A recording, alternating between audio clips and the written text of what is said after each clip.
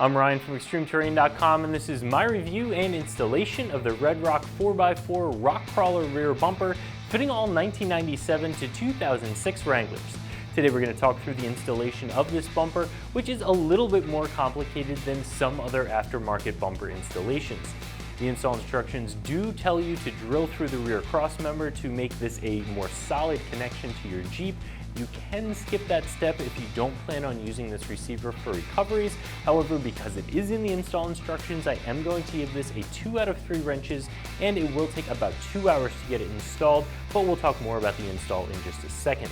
We're also going to talk through the construction and a few of the features of this bumper.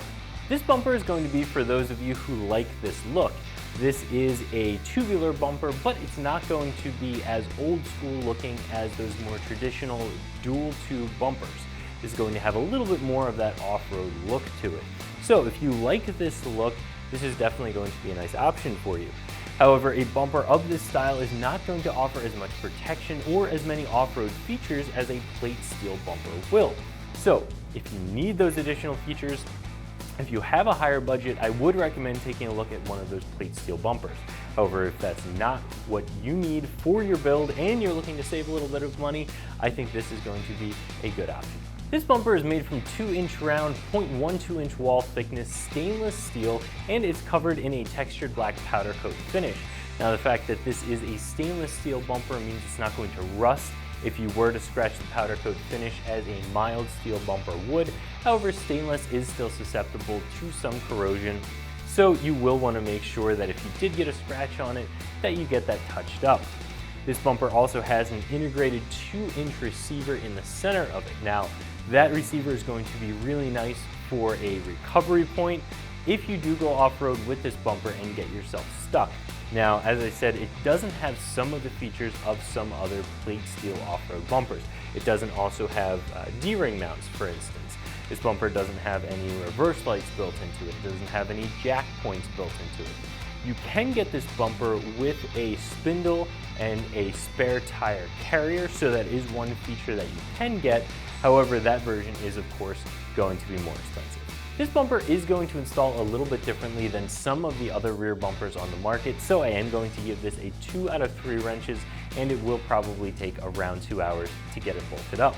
The first step is of course removing that factory rear bumper, which you'll do by removing the 4 bolts that hold it onto the rear cross member and the 2 bolts that go into the bottom of each frame rail. Once that rear bumper is removed, you can go ahead and attach your new one. The first step in doing that is really just holding it up to the frame rails and attaching it on the outside holes of these tabs. You can also use the bottom mounting hole to attach it into the frame rail as well. Now, once you do that, you are going to notice that the inside holes don't line up with the holes in the cross member. So this is where you're going to mark those holes, remove the bumper, use a center punch and a drill to open up those holes. Now, be very careful when doing this. The gas tank is directly behind the rear cross member, and if you go too far through that cross member, you can puncture the gas tank. So I recommend sticking a small piece of a 2x4 or plywood in there, so when you do punch through that metal, that you have something for the drill bit to hit before it gets to the gas tank.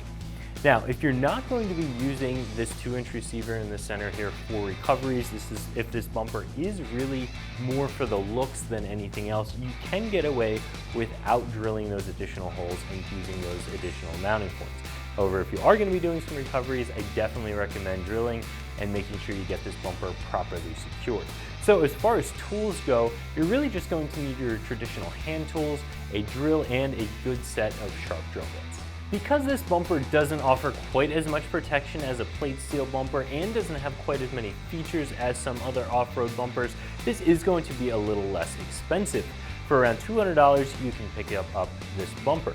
If you do decide to get this with the tire carrier option, you're going to be right around the $300 mark, which is still a pretty good deal in my opinion. Now, there are other companies out there that are making a bumper very, very similar to this. Rugged Ridge, I think Smittybilt has one that's similar as well, and most of those are going to be a little bit more expensive than this for what, in my opinion, is pretty much the same thing. So if you like this style, if you like the features that you're getting with this, I would definitely recommend taking a look at this bumper over some of those others. So if you're looking to swap out that factory rear bumper on your Wrangler for one that's going to offer more style and a few more features, I think this is a fairly priced option. So that's my review of the RedRock 4x4 rock crawler rear bumper fitting all 1997 to 2006 Wranglers that you can find right here at ExtremeTerrain.com.